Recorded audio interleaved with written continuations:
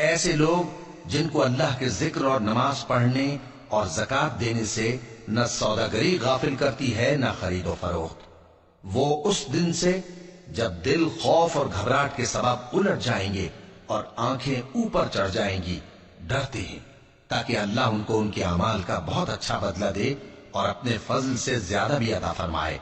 اور اللہ جس کو چاہتا ہے بے حساب رزق دیتا ہے۔ اور جن لوگوں نے کفر کیا ان کے اعمال کی مثال ایسی ہے جیسے میدان میں ریت کہ پیاسا اسے پانی سمجھے،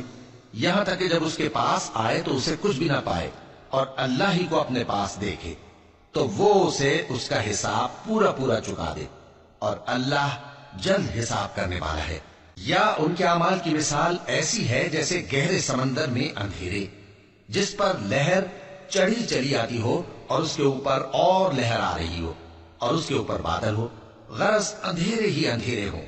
ایک پر ایک چھایا ہوا، جب اپنا ہاتھ نکالے تو کچھ نہ دیکھ سکے۔ اور جس کو اللہ روشنی نہ دے اس کو کہیں بھی روشنی نہیں مل سکتی۔